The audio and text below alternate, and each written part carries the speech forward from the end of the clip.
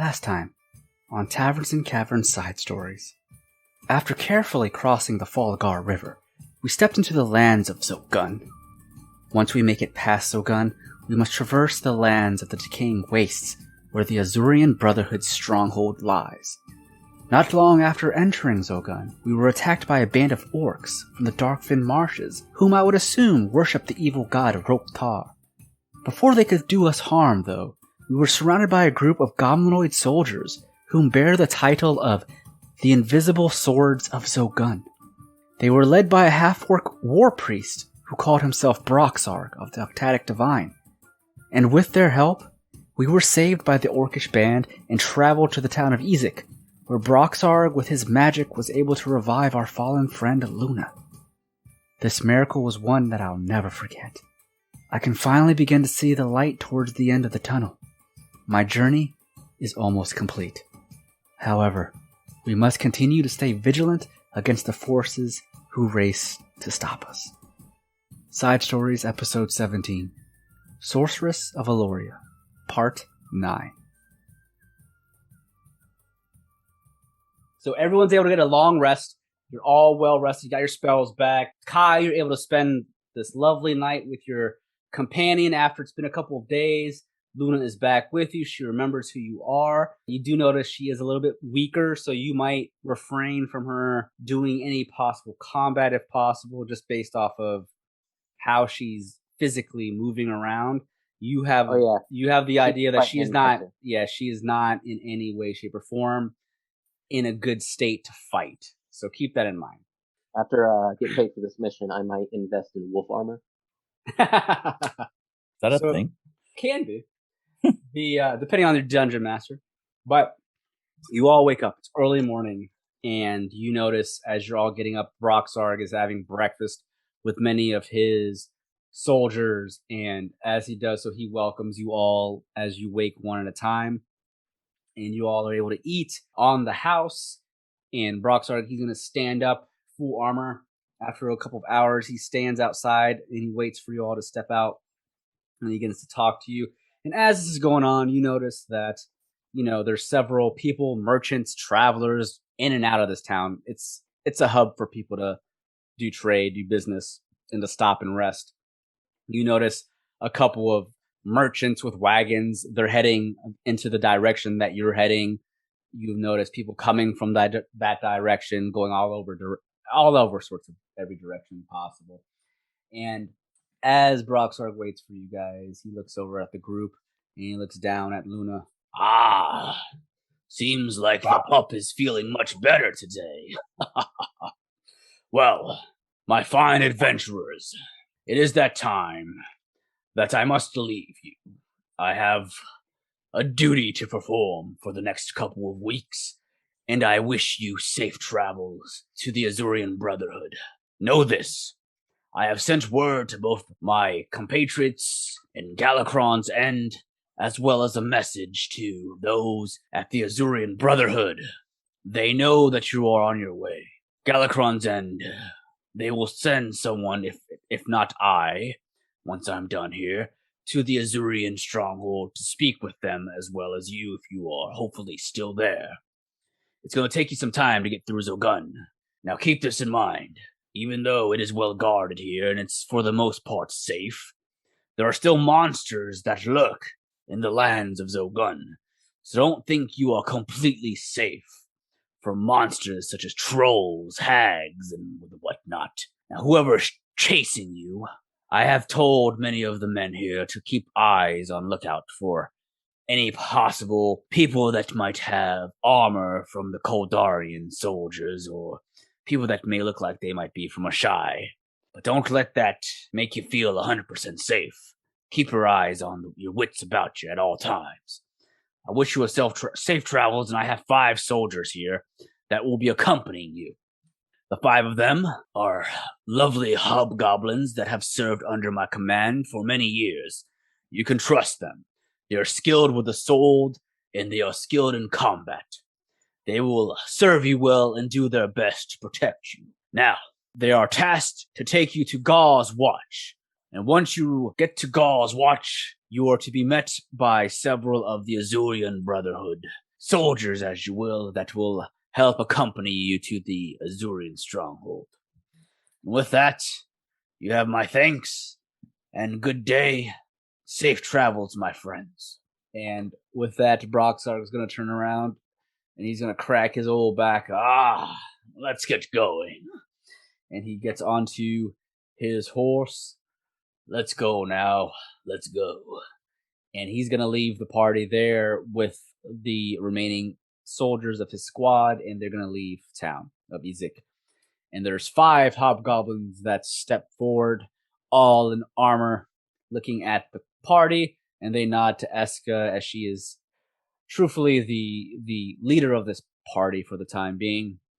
And she nods to the 5 of them, and then she looks at the 4 of you. I feel much safer having these 5 soldiers with us. Now, just because we have additional soldiers, though, keep your wits about you. They don't care if we have 10 or 20 or 100 people at our backs. They will strike us without hesitation. And she looks over at Kai, and then at Luna, and she smiles down at Luna. It is a pleasure to have you back with us, dear friend. Kai, I'm assuming you are at ease now that your friend is back with us. Definitely feel a lot better. Good. I am happy to hear that. Is everyone ready? We make haste westwards to the to Gar's Watch. Everyone prepared? As much as one can be. At least I got a decent amount of sleep for once. Yelar and Sam, how about the 2 of you? I'm good. Yelar, yourself? Yelar taps his new acquired shield. Oh, I'm definitely ready now. She chuckles a bit and then nods. Very well. Well, let us go. And with that, you make way westward towards Gar's Watch. It is on the complete opposite side of Zogun. You know you're going to pass the Larok stronghold. There's another major town known as Crete before you get to Gar's Watch. Gar's Watch is on the west border of Zogun, along the territory going into the Decaying Waste. But we're going to go ahead and say that the 5 soldiers that are with you, they are a pleasure to be around. They all have some fun personalities. You know, when you speak with them, they talk back in a pleasant way. None of them seem to sound like they're not wanting to be here or that they're annoyed that they were ordered to accompany you. They're all very pleasant soldiers. And a couple of days go by, you're traveling with these soldiers. Again, you're on the main road from Izik. You know, you pass people that are slower than your party. There's people coming from the opposite direction passing you. But many days go by. Not a full week yet, but a couple of days.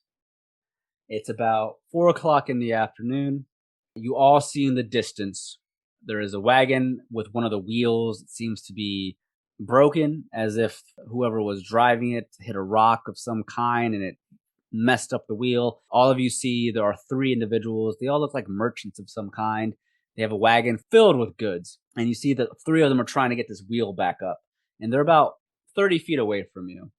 What's the party doing? Perception. Yeah, All right. definitely. Oh, Oof. God, he's so blind. Sam with a 4. My man needs glasses. Got it. All right. Ekhardt with a 12. Kai with a 22. Yelar, you making any perception checks? Yeah, I want to. All right. Let me go ahead and place. Actually, I won't worry about it just yet. Yelar and Kai, as you make perception checks, you see Ekhardt, they're still pretty far from you. Sam, you can't see much. But Yelar and Kai, you both notice they all look to be humans trying to get this wagon together. You notice 2 of them are a little older. One's slightly younger, probably middle age. But the other 2 seem to be probably around their late, I'd say 50s. The middle-aged man's about in his mid-40s or so. And they have a box of tools along the side of the road, and they're trying to repair the wheels. They seem to be having trouble. The 2 of you, you notice, they look human, and you notice their age. They're wearing normal clothing. Again, you do notice there's a lot of goods in their wagon, and it seems like, they're really trying to get this wheel back on before anyone or anything might stumble upon them, thieves or bandits or whatnot. But that's all you really see. You also see the wagons being led by 2 horses. I would say as we walk past them, unless the 2 that made the perceptions checks, like notices anything off. I kind of look over at Ekhardt, and Sam asks if you think we should lend a hand, or you think we should just keep on our path. With my 12 perception, do you think I could... what I'm thinking of doing, and let me know if I can do this, Ryan. Yeah. What I'm thinking of doing is doing a survival check. I'm looking for signs that this cart that they're using really did lose a wheel, and there's some signs of it scuffing into the ground and running aground, or if this is a bait. Okay. So, go ahead and make the survival check. I'll join you in that. Me too. All right, so 17, 11, and a 14. So, Sam and Kai, well, with the 11, 14, you're still too far to really see much regarding that kind of thing. You do notice the most common thing about that, the most obvious, is the kind of people that are out there and what's next to them, but you don't notice any clues like that. Okay. Ekhardt with a 17. You're looking around, you're looking at the wheel. You notice that there is like a gash in one of the sides of the wooden wheels that's kind of tilted off. They're trying to get it back on, and there's like a broken chunk from it. You don't really notice too much debris or anything like that along the road. You don't notice like a rock or a ditch that it might have hit per se with a 17, but you're just not 100% sure. But you do notice there is like a gash in the side of the wheel. He'll just express to everybody, it looks like they've hit something, or something has caused some damage to their wheel, but everyone, I still recommend we stay on guard. We know that those members of Koldara did get ahead of us. It's best to be safe. Esqa's gonna nod. I completely agree. I do not trust anyone at this point. I know I said I don't trust anyone, yet we've trusted your friend Broxar, but he has proven to be a very trustworthy individual, and I trust his soldiers as well. But let us walk past this group with care. With that, Eckhart's going to recommend that we take a wide breath of them, and he just says, Kai, Yelar, keep your eyes on them. Sam, at that point, Eckhart's just going to say, if they are legitimate, perhaps we could help. But at this particular point in time, I think for safety, we play it safe. So as Agreed. you walk around, the 5 soldiers, they're going to look into it. And one of them looks over at you. Allow one of us to go and make sure that they're okay. Now, I know you all have mentioned things you've come across, but if they are indeed just normal travelers, I would like to be able to help them. And one of the guards, the 4 will go with you guys, but one of them will walk up to the group of individuals. How far are you trying to stay from this group, would you say? Like 30 feet away, 20 feet? Probably 30. Okay.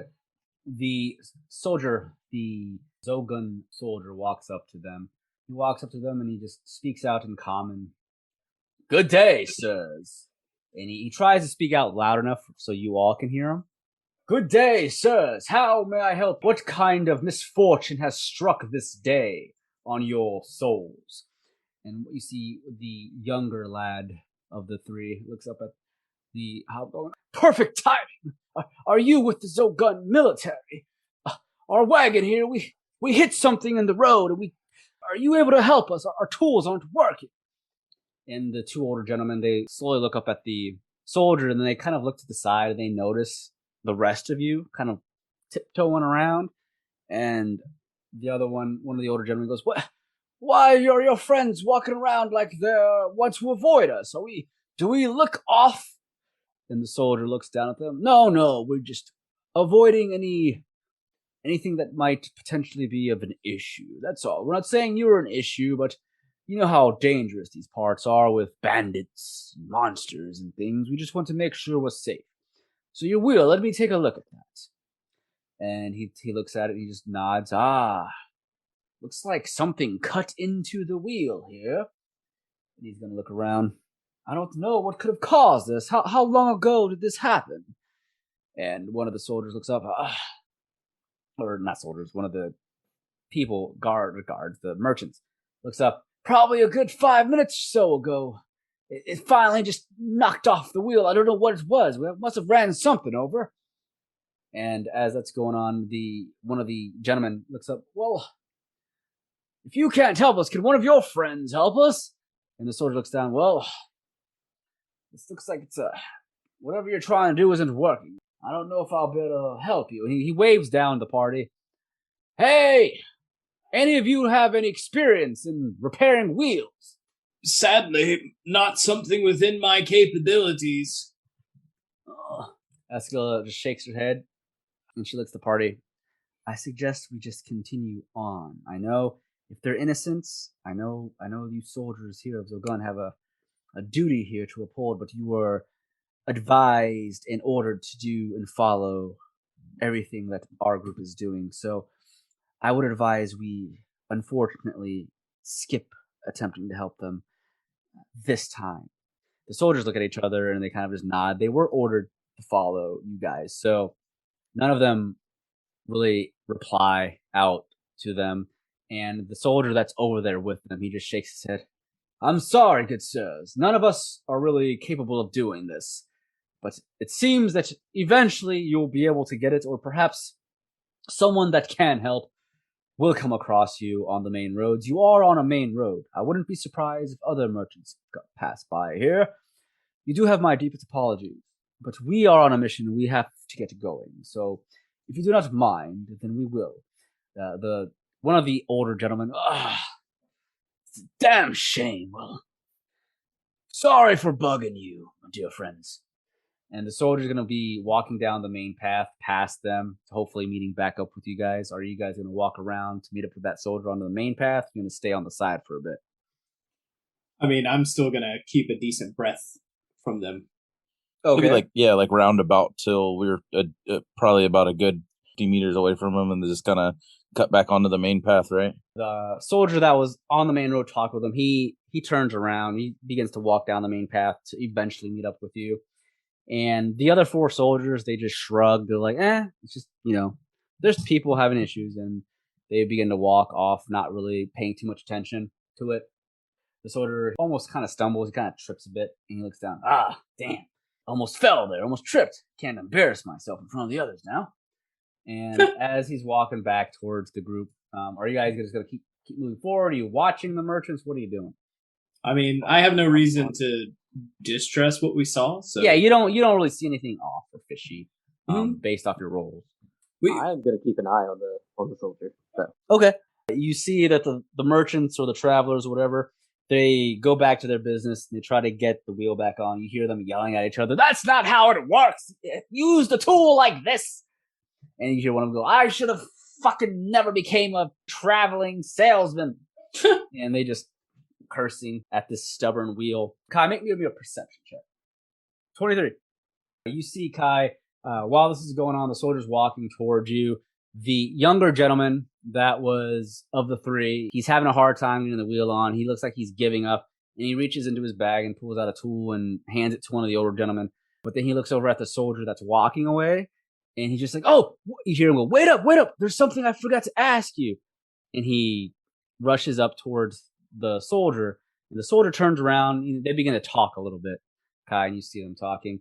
Kai, you notice with a 23, you notice as the two begin to talk, the soldier seems to be, friendly enough. They're just having a conversation. You can't hear them at this point. The skin of this younger gentleman, the merchant, it begins to shift, and as fast as you could even call out anything to the others, you notice his arms burst from his body like wings. And as it does so, you notice this tail burst from the back of his spine, and it pierces the chest of the soldier that's talking to him. And as it does so, Kai, by the time you notice what's going on, the tail is lifting this hobgoblin soldier up off the ground, and it has this giant tail piercing his chest, almost instantly killing him as it was pierced through the heart. And as that happens, Kai, what do you do? Damn. He said, damn. Cold as ice. I was hoping that if I was paying attention, I could react in time, because I knew something like that was going to fucking go down.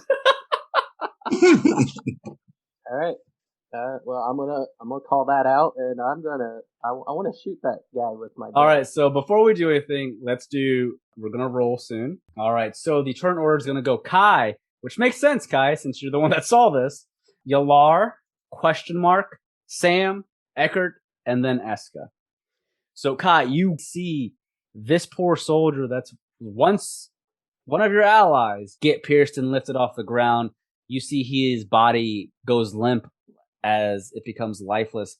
And whatever creature this merchant just is transforming into, it shrieks out and throws the poor soldier's body onto the ground next to him. And you notice that there's no saving that hobgoblin. He's dead. All right, so you're going to cast Ensnaring Strike as a bonus action. Yeah, I'm gonna fire. Kai quickly draws his bow and he shoots with an 11. Unfortunately, as you go to shoot, you notice the tail flips and spins and knocks your arrow from the sky. What that was? And the second arrow that you shoot, it pierces this transformed beast in the chest. It's still a humanoid. And go ahead and roll your damage of 8 piercing damage. Okay, you are able to pierce him. Kai, do you yell at the others? Because technically they hear the screech, but... Yeah, as I was shooting brought my bow up to fire, I was letting everybody know what was going on. At this point, the 4 hobgoblins with you, they turn around, they just see one of their friends get snuck, and they quickly draw their blades, and they are pissed, and they're just yelling, and they're preparing themselves for combat. Yelar, during this, what are you doing?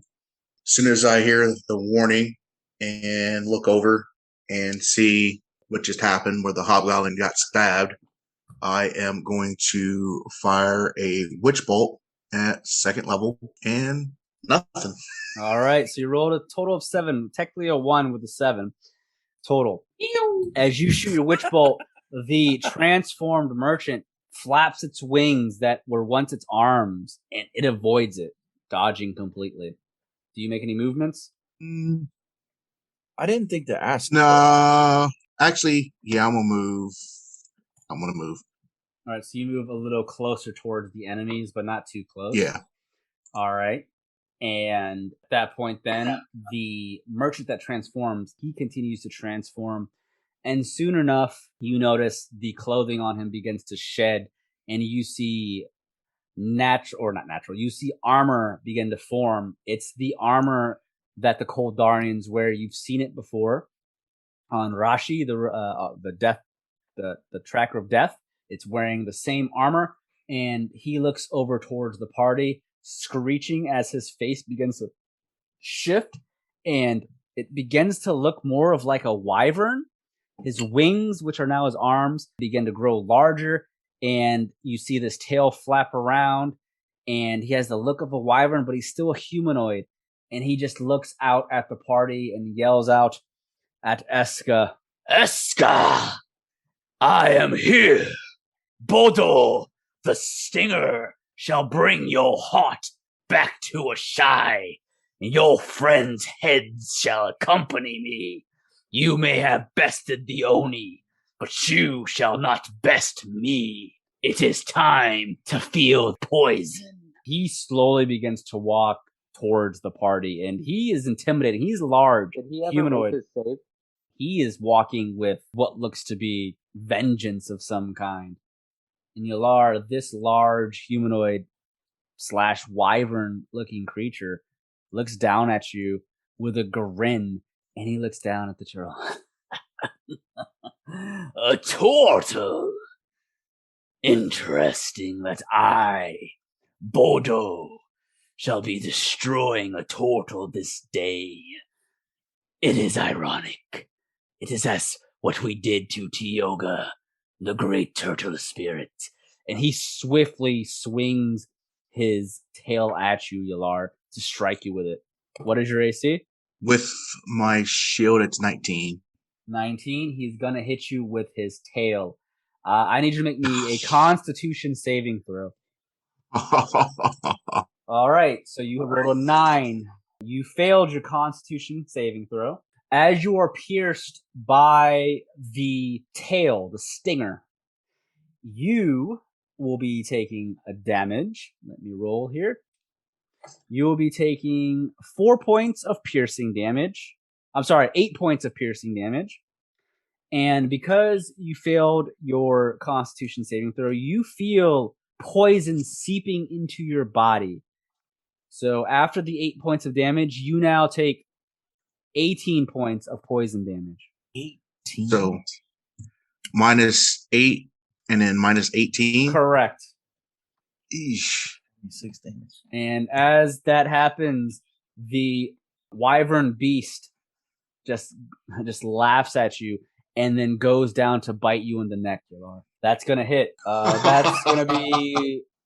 I rolled pretty low. I rolled really low. That's going to be 5 points of damage. Meanwhile, as this is going on, the other 2 merchants that were back at the wagon, they look up at what's going on. They stand up from their positions, and they both of them, they shed their skin, and they look like they are fairly common soldiers of Koldar. They don't shift into a giant beast like Bodo. However, they have this rocky-like texture all around their skin, and they both come around to try and flank the party. As they rush out, they both have long swords that they draw. And as this goes on, the 4 hobgoblins at this time, I'm going to say the hobgoblins go at the same time as the enemies, or after the enemies. The hobgoblins, they quickly draw their blades, and they rush towards the 2 that are attempting to flank you. And you just see these Koldarian soldiers, they begin to battle against the Zogun soldiers, 2 versus 4. The 4 of you see, though, that the hobgoblins are well trained, very versed at fighting, but they're having difficulty piercing some of the armor, the skin-like armor that's on these individuals. But they're not going down without a fight. You see the 2 or the 4 of them are fighting these 2, keeping them busy for the party to focus on the beast at hand. Sam, what are you doing? You just see Yelar get struck by this stinger and bit. What are you doing? So going stealth, would that count as like an action, bonus action? That would be stealthing here would be your action. Okay, so if I... Even if you attempted to stealth, he knows you're there, and there's nothing really to hide in, so it wouldn't necessarily help you at all because he knows you're there. Okay. Now, if you were able to hide somewhere, like if you're in a building and you hid behind like a wall and he lost vision of you, then you'd have a better opportunity at doing something. But because you're in an open field, there's nowhere to really hide, and he already knows you're there, it's going to be almost impossible to really hide from him. Okay. Well, I want to move to about right here, to about his right hip as he's focused on Yelar. Okay. I already have my dagger. I mean, my rapier out. I want to hit him. All right. That's my action. So you're about 5 feet from Yelar, and you rush towards this Bodo. I should have advantage, don't I? Well, it doesn't matter. Yeah, you have advantage. With a 15, you are able to hit. Okay. For a 5. And then I want to, since there's an enemy within 5 meters of him. Sneak attack damage. I want to do that, which would be a 1. There we go. For 13 points of sneaking damage. Nice. And then you said I can as I have like a bonus action. Yes. Yep. You can choose to disengage. Yes, correct. And that will give me freedom of moving away without him getting an attack. Whatever the remaining movement you have left. Okay. So I want to disengage and move. Maybe move. Well, no, I want to just disengage. Or well, never mind. I'll just stay here. Never mind. I'll just do the damage and if you're do not the going to 18. disengage, why don't you just poke him with your dagger real quick?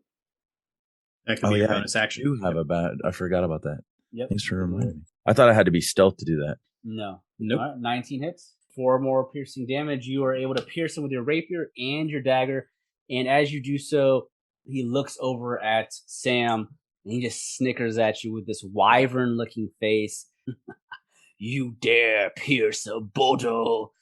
The stinger will allow you to taste poison next, fool. Ekhardt, you see what's going on. What are you doing? Ekhardt is going to move. So you go behind the guy? Yep, he's going to use. He's going to stay at a little bit of a reach, so that he can take advantage of that. He's not a untrained fighter by any stretch of the imagination. And what he does is it always seems that anytime we get itty bitty bit of rest. I'm stuck here having to fight your lizard asses. I'm starting to get frustrated. And he's very upset at this particular point. So what he is going to do is he is going to unleash an attack. Then he is going to action surge. And he is going to cast a heal on Yelar. Okay. So we are going to Guiding Bolt onto the creature. This will be at advantage. So we got a 17 to hit. Yep, that'll hit. All right, and that is going to deal 10 radiant damage. All right. But now the next attack that's made against him will be made with advantage regardless. Okay. On the next attack. Okay. From anybody who attacks him next. And with that, he will then use his... he will go ahead and cast a spell. He doesn't need to action surge just yet because the spell that he's casting is a bonus action. He's going to cast Healing Word on Yelar. He's going to cast Healing Word at 2nd level. So you'll get 2d4 plus 4 back. So there's going to be 8 hit points back, Yelar. Okay. All right. Perfect. And as you do so, the wyvern humanoid looks over his shoulder at Ekhardt. A cleric, I see. At this point, it's now Esqa's turn, and she is fairly pissed as well. She's tired of this, tired of having to run, and she's just going to yell out at Bodo, and she's going to cast Scorching Ray. Three different rays. The first one's at advantage. First one's at advantage. That will hit.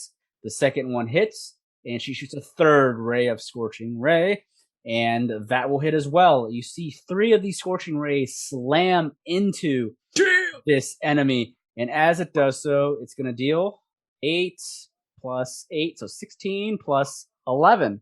Damn! Dude, holy shit. You guys are really mad about not getting very much rest. 27 points of fire damage slam against this wyvern humanoid, and Bodo just takes it all in as his armor begins to become scorched with smoke, and he looks over at Esqa. I was told you were a feisty one. Your scorching rays will not save you, young one. And now it is Kai's turn. What are you doing, Kai? Move down 1 and fire twice. Let's go. That hits. Oof. Pew! Second one will miss, but the first one deals 9 points of piercing Thank damage. God we don't have a cruel DM. Well, there's a reason I moved down 1, you know. Well, shit, Yelar would have an arrow in his ass arrow, right now. Yeah. Don't worry about the enemy. At that point, Kai, do you make any movements, or are you staying where you're at? I'm gonna stay right here. All right, Yelar, what are you doing, man? Is Luna still resting? Oh yeah, she is. Okay. I wasn't sure how many days passed. This hasn't been a full week, so she's still negative stats. It's been like 6 days. Bonus action, I will draw out my Shadow Blade, and for my action, it's going to do Vampiric Touch. So you have to make a melee spell attack against a creature within reach. So go ahead and attack this Bodo, the Stinger. And I will... Wow. You don't want to use your quarterstaff. No, it's not. Because your quarterstaff is not using your spell attack bonus.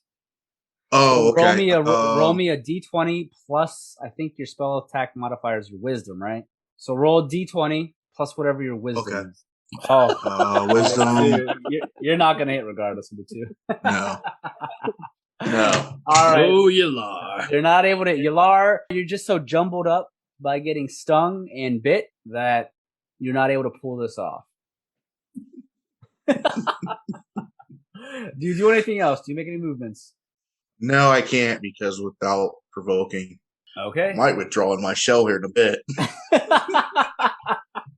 It is now Bodo's turn. Bodo quickly realizes what's going on, and he sees Ekhardt, and he just snickers. I'm no fool. He takes a step back towards you, Ekhardt, and as he does so, he swings around his wings as he's about to attempt to hit you. His tail comes crashing towards you, Ekhardt, and I'm going to make a roll. I rolled a 23. Does that hit you, Ekhardt? Yep, the first one will hit. All right, so you'll be taking... So the tail's piercing damage will deal you 7 points of piercing damage. And make me a Constitution saving throw. 14. 14, and that is not high enough. Oh no. And you're going to be taking the poison damage, which is going to be 15 points of poison damage. Wavering poison. Yes. And as he pierces you with the tail, he pulls his stinger back and he just grins at Ekhardt. And he laughs, and then he goes and attempts to bite you as well, Ekhardt. And I rolled a 19. I don't know if that's high enough. 19 just hits. Okay. So the 19 is going to deal 11 points of damage. Oh. Bastard. As that's going on, the other two, they are still battling the 4 hobgoblins, and the other hobgoblins are doing their best to stay up. You notice that one of the hobgoblins is struck down and is now 3 versus 2. Sam, what are you doing? I'm going to do the same thing. I want to take a step up, swing my rapier. You have this guy surrounded, so you have advantage. So rapier will hit for 20. That will hit for 10 points. Nice. Okay. And you also get your sneak attack because you have advantage on this attack for 9 points of sneak attack damage. And then you also have your dagger if you decide to use that. And that will hit with advantage. 2. Okay, so 2 more points of damage. You're piercing the wyvern creature in the back again, and he just kind of hisses out. So 21 damage. Let's go.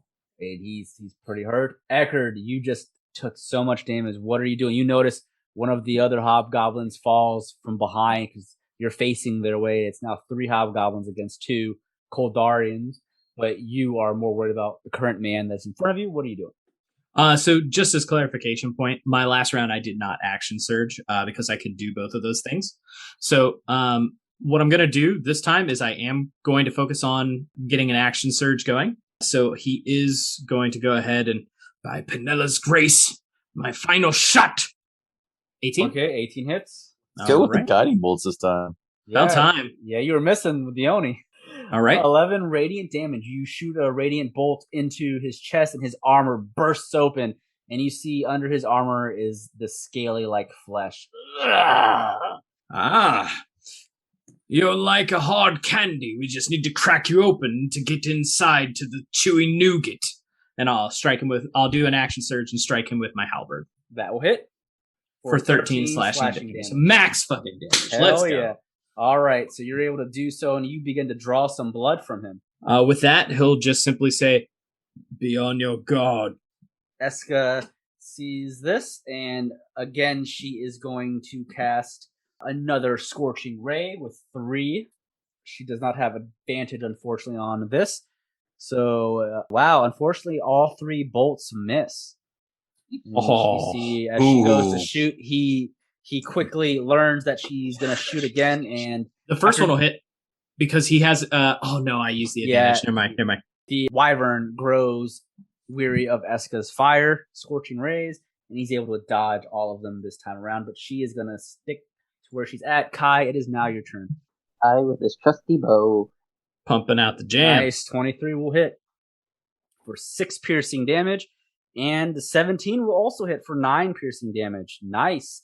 Your 2 arrows pierce where his armor was broken thanks to Ekhardt, and you see that your arrows are now piercing him in the chest. He's not dead, but You're starting to look like a porcupine more than you look like any type of wyvern. And at that point, Kai, anything else from you? I'm holding here. Okay. Yelar, it's now you. All right. I'm going to take a few steps back, and I am going to blast this guy with an Eldritch Blast. 16 will hit. Go. Oof. For 9, okay. 9 damage. Don't you get a second Eldritch Blast, or you only have 1 at your level? I think he has 2. Yeah, I think, yeah. So just do it again. Yep, just do it again. I'll double check for you just in case. That one won't hit regardless. But yeah, if you want, Okay. double check for that, Jake. All right, now if Yelar's not doing anything else, That was my bonus action. no, you get 2 rays with Eldritch Blast. It is now the Wyvern's turn. Bodo, he looks down at Ekhardt, and he is not dumb. He knows the healer is always the member that keeps the party up, and he's just going to keep going at you, Ekhardt. Let's go, you beast. And what happens is he quickly begins to flap his wings, and as he does so, he lifts off the ground slightly, and he attacks you with one of his claws, which are now his feet. And Okay. I rolled... so he's not leaving my attack range. No, he's just flying up a little bit. Okay. Just so he can attack you with his claws on his feet. And that is a 25. That will hit. So right. I'm sitting at a 20 right now. Okay. 9 points of slashing damage. Ugh. And his tail, again, comes to try and pierce you. Oh, God, 24. Yeah, that'll hit. All right, so piercing damage is going to be 5 points of piercing damage. And make me a Constitution saving throw. Rolled pretty well. 21. That's good. You're able to take half as much damage on this because of the poison. 8 points of poison damage.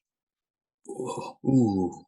It hurts. And as this is going on, the 3 goblinoids are fighting for their lives, and you see 2 of them are able to strike down one of the Koldarian soldiers. It is now 3 versus 1 in the background. Sam, what are you doing? Oh, is he still up in the air? It's very slightly. He's not really like in the air, but he's kind of like floating because he's flying, or he's kind of just, he's like a couple inches. Okay, so I can still hit him. Okay. Yeah. So would I have advantage? Because, well, yeah, I have advantage. You have advantage, yes. Because he's within 5. Thou hit. You're able to hit with your rapier again. Advantage is pretty nice. Yeah, except for I'm doing shitty damage. You roll those d6s now. 5 piercing damage plus your 3d6 sneak attack for 7. All right, and you attack with your dagger again. Ooh. Dagger's not going to hit. Okay. All right, so 12 points of damage. Not bad. Sam, you stay your ground. Yeah, I'm just gonna stand my ground. Okay, Ekhardt, you are hurt. What are you doing? All right. So Ekhardt is going to take a 5-foot step. As he takes his 5-foot step, he is going to cast a spell. The spell that he is going to cast is prayer. No, he's not. He is going to go ahead and place hands on himself, and he is going to cast Cure Wounds at 2nd level. That'll be my last 2nd level spell that I can cast today. I was expecting it to roll die, but apparently it's not gonna. There we go. There you go.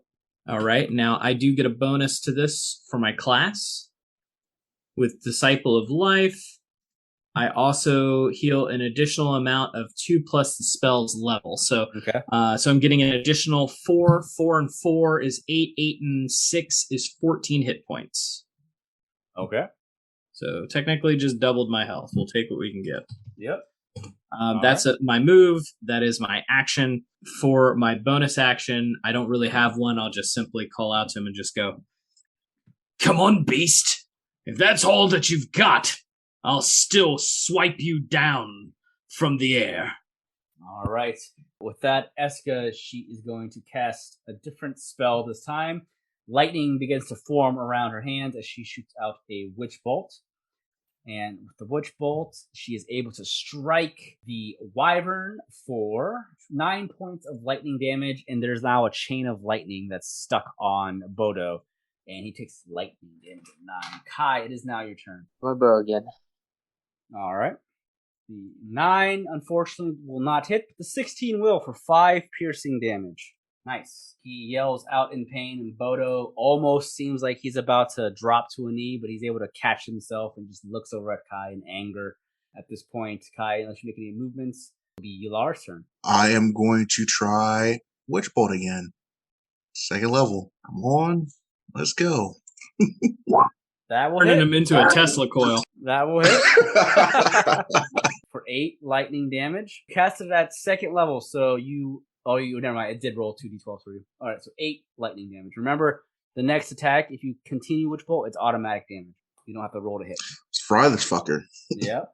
All right, it is now his turn. He just yells out from the lightning, "Ah, how dare you! I grow tired of this." And he's going to 5-foot step towards Ekhardt and Kai. So he's kind of in the middle of Sam, Kai, and Ekhardt right now. But he doesn't step far enough away for Sam to get an attack of opportunity. And he goes ham on Ekhardt. He wants to take down the healer. really bad. Sorry, Jake, but nothing against you, Jake.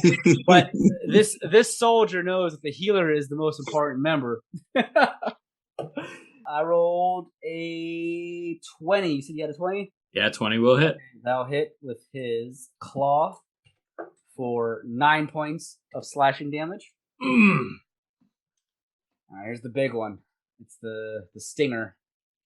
He swings his tail around to try and pierce you. I will take you out with me, cleric. I'll see you on the other side. Fuck, 25, bro. Yeah, that's it. All right, make me a con save first. And then I'm going to do the piercing damage now. Piercing damage is going to do... I ain't making that save. Oh, fuck. 7 points of damage. Roll low. All right, here we go. It's going to be 17 points of damage. I am down. Oh. All right, so Ekhardt, you see, or everyone else, you see Bodo, the stinger. He stabs Ekhardt through the chest, through Eckhart's armor as the poison begins to seep into his body. And then you see his claw come and slash into him. Ekhardt just goes unconscious, and you see your ally drop to the ground. And the Bodo, the wyvern, the humanoid, begins to laugh. Who is next? And at this point, the 3 goblinoids that are fighting the last Kodarian soldier up behind you guys, you see the Kodarian soldier. He is able to spin and slices the throat of one of the goblinoids, leaving 2 of the 5 goblinoids there fighting this guy. Sam, what are you doing? All right, on a what scale of 1 to fucked up, how fucked up is this guy? You can make me a medicine check to see Ooh, nice. what your guess would be. A 13. So you're looking at him. You see arrows are sticking out of his body. He's got 2 lightning bolts connected to him.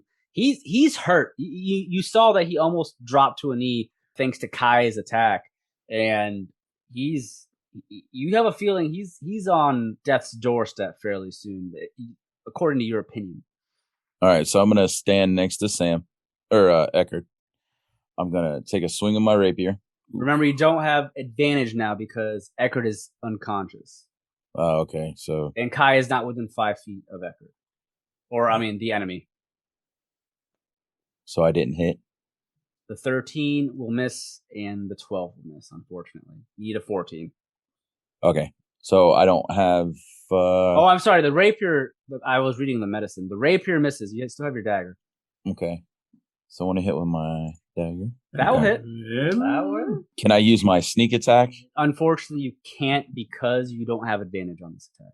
Okay, and then for my last bonus, for my bonus action, I want to. Dagger is the bonus action, isn't it?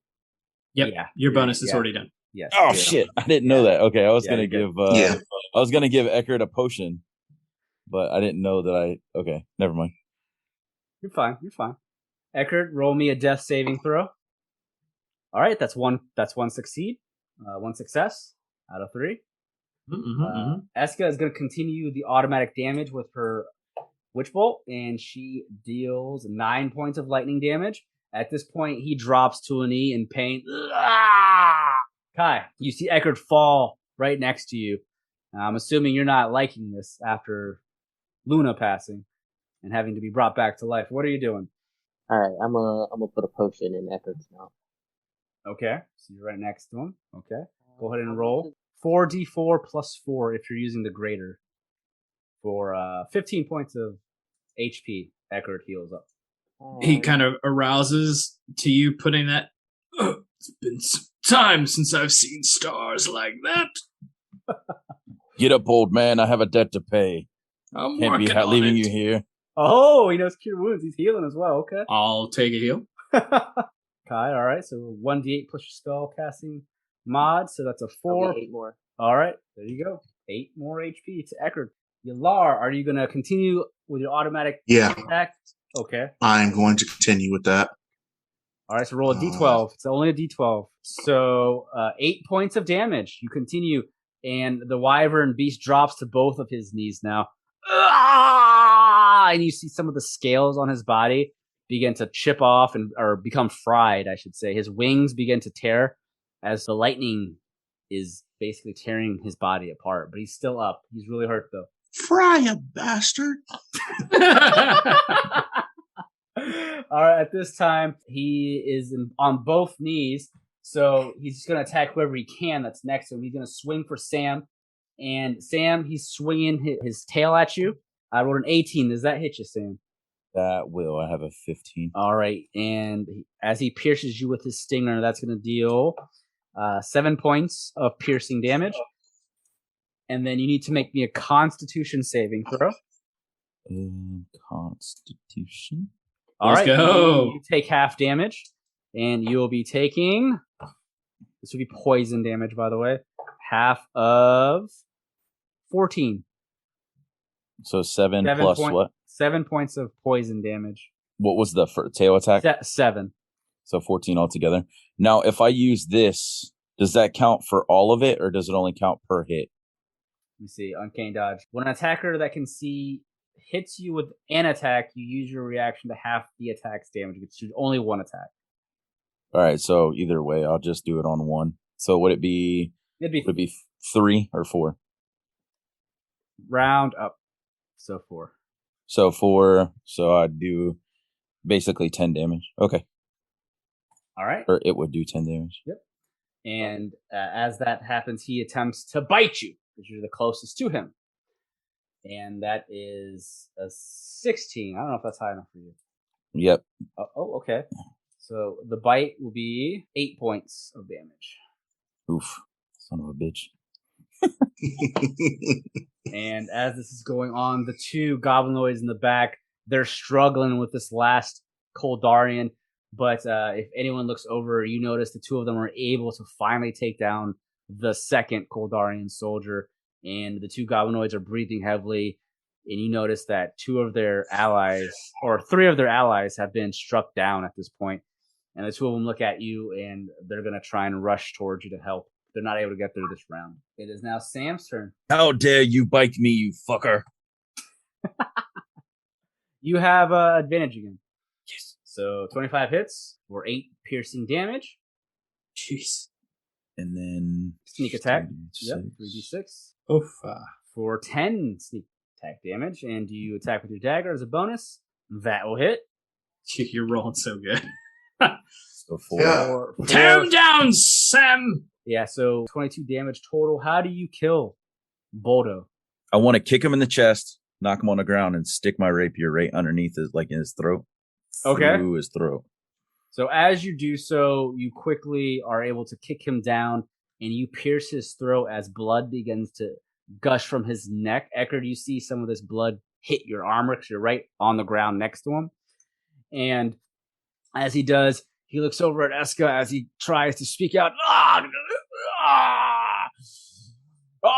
You are not safe.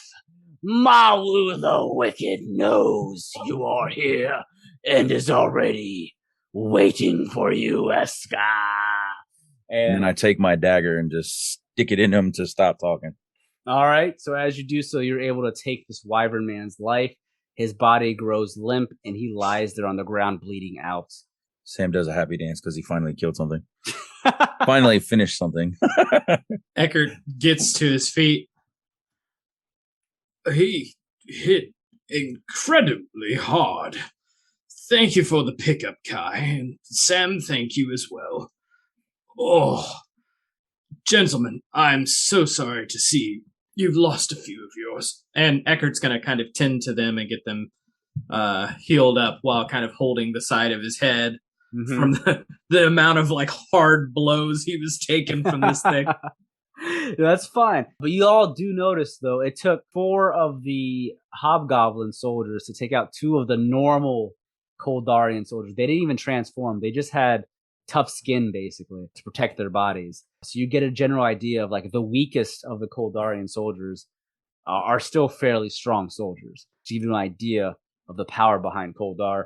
And the 2 hobgoblins that are left out of the 5, they can't believe what they just saw, what they just fought. They've never seen someone transform into a wyvern-like creature before, let alone fight soldiers that were able to have basically stone skin. As you tend to their wounds, what's everyone else doing? Esqa's kind of just standing there. I'll explain what she's doing after everyone else. Sam's going to that carriage that they had that had all that crazy loot in it, and he is going to see if there's anything worth anything inside of it. Okay. make me an investigation check. Anybody else want to join me in sharing the loot? I'm healing myself. I gotta get my stuff back up. All right, it's 22. Let's go. I don't Right. push it. Kai and Sam, you quickly make your way back towards that wagon to see if there's anything of use. As you're going through the wagon, in the back of the wagon, it's covered up completely. You notice there are 3 dead merchants inside the wagon, unfortunately. And with the 3 dead bodies, they seem to be somewhat fresh. However, inside there are a lot of goods that were sticking out that you guys noticed. A lot of the goods were kind of sticking out up from outside the tarp when you walked by. But there is about 300 gold coins in the wagon, and there seems to be some scrolls that are wrapped up. You're not sure what they are. There's some scrolls for use, and there is also some potions lying inside there. 2 potions of greater healing. Okay. And there is also a chest inside the wagon, and as you open the chest... I'm not opening the chest. That guy can open that chest. Okay. I'll open the chest. All right. I just whip it right open. He's Okay. scarred. The chest opens right up. It's not a mimic. God. And as you look into the chest, you notice there are some valuable gems, some jewelry that altogether you would assume is worth about 100 gold coins. But also inside of that chest, there is an amulet that shines slightly different than all the other pieces of jewelry. It has kind of a sheen to it that it just catches your attention. 17 on Arcana, you're trying to sense if there's magic. There is magic coming from that amulet. You're just not sure what. All right, so I would say for me, what I want to do is, of course, we should take like the potions, the gold. I would like to see this is just me speaking. If the gold go split up, but mostly to the people that were putting money towards bringing you Luna back. The potions will just divvy up to whoever has the least amount, and or we could use them for the people that took damage here. But I would say the scrolls and the amulet we should probably bring to Esqa's attention. Okay. And see if she can sense anything from it. Or, well, Yelar is Yelar and Ekhardt are pretty versed in magic, so I know that they might be able to figure something out. Kind of give us an idea of what it is. Okay. There's no weapons or anything on there? No weapons. Damn it. No big plus-size cloaks? Nope, nothing like that. About like a plus 800 legendary bow. As you go to show the items to Esqa, Sam, I'm assuming you're doing that now? Yeah. As you go up to Esqa, she's just standing there. She hasn't said anything or done anything since the enemy fell, but as you reach her, you see that she has like this look on her face, like shock, like she looks somewhat terrified. She's beginning to sweat on the side of her face. Why do you look so bothered? She doesn't hear you at first, but after a couple of seconds, she looks up at you, and she just mentions the name that Bodo the Stinger mentioned before passing. Bodo mentioned Mawu the Wicked. That is a Koldarian soldier that is directly under the command of Emperor Ball, one of the mightiest soldiers I've ever seen and I have ever faced, and I know what he is capable of. We cannot fight such a thing. Bodo said he is here. We cannot stand around. If he knows where we're at, we have to go. This is not safe. We have to go now. She is legit terrified. I'm going to holler for Ekhardt. I know he's tending to the wounds of the people that are stricken down and things like that, but I think that it should be to his attention that she's so frantic. Ekhardt, I think it's time for you to come over here. Yes, I'm here to help. What's the problem? She seems to be scared of what that dragonborn or Wavering beast, the name that he'd given us. She looks over at Ekhardt. Mawu the Wicked, one of the soldiers who reports to Emperor Ball himself, one of the mightiest soldiers that I have ever come across. He is not anything like the ones we have fought. Mawu is dangerous beyond anything we have fought so far. All of the soldiers we have fought combined do not stand a chance against Mawu the Wicked. We have to go now. If he knows where we're at, we are not safe.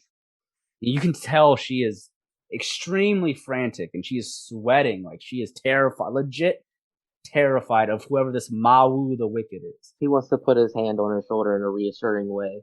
Let her know that we'll do anything we can. Okay. As you do so, she looks at Kai and she just nods to him. Yes, we cannot fail. This mission is of utmost importance. We must make it to Gar's Watch, no matter the cost. And with that, she looks at Sam. You're holding the items, and she sees that you have some scrolls and amulet. I'm assuming you wish to know what these do. Allow me to decipher them when we stop to camp. We can't waste much time here. If he knows where we're at, this is a dangerous place to be standing around. Oh, okay. So, thought, should we take the amulet with us, or is it a trap, like a tracking amulet? You have no idea. You just know there's magic emanating from it. Okay. That's up to you, Sam. Esqa just says, leave it or keep it. It is up to you. I'll decipher it once we've gotten to a place where we can rest. Okay. Here is not safe. I'll give the scrolls to Esqa and just give us a reading for the road, and then I'll toss the amulet to Ekhardt, see what he can think of it, and then also give him the bag of gold, and then and the potions. Pretty much everything that we found besides the scrolls. How much is the bag of gold? 300. Okay. All right. Oh, that's all right. Well, I still owe you, old man, so my gold is your gold. Oh, well, I mean, I appreciate anything you provide me. But with that being said, I am all for making haste. That one alone was strong. If we have another one that is of anywhere near similar power, I want to get as far away from it as possible. Esqa, she's going to turn and she's going to sheath her katana and make haste. And again, she is legitimately worried at this point. And as she's walking away, she explains to you that Mawu the Wicked is the commander that led the army to conquer her nation of Aloria. He is a commander at some level. She knows him to be the weakest of Emperor Baal's commanders. However, that does not mean he is weak whatsoever. She explains she has personally met Mawu, and it was him that killed the commanders and the leaders of Aloria, her nation, and basically forced her people into slavery and to become soldiers and assassins for the nation of Koldar. And he is also the one that was in charge of holding everyone's families in danger as a leverage to the soldiers of Aloria. If they were not to fight for Koldar, their families would be killed in front of them. So he is a very dangerous man with no remorse for the things he's done. Oh man. Oh shit. Okay. All right, and with that, we will end this episode of Taverns and Caverns Side Stories, everyone. Thank you so much. Oh, we made it. Oh, man. Thank you, everyone, for tuning in to Taverns and Caverns. Before we go, you can follow me on Twitter at HaphazardDM. Yeah, my name is Jake Life. You can find me on Twitter at JKLife. You can also find me on Instagram at the same. Yeah, I'm Rod, also Rodimus. I mean, I guess I'll go ahead and plug my social media. Maybe might encourage me to actually use it more. You can follow me on Instagram at Rodimus83 and on Twitter at Rodimus7901. And I'm Patrick. Thank you, Hap, again for having us and inviting us to this. And you can find me on Twitch at Casper, spelled with a K, The Wicked, WIKID. And you can also find me on Twitter and the same thing. I'm Mark. Thank you, Hap, for letting me experience my first time on D&D. I actually quite enjoyed myself, even though I was quiet for the most part. But I have nothing to plug in social media-wise. All right, cool. Well, no problem. That's okay. But those are all of our players. You can find them all at the Twitter or Instagram handles that they've mentioned. And again, you can find Taverns and Caverns at tavernscaverns.com or Taverns Caverns on Twitter. Thank you so much, everyone, and you all have a wonderful day or night.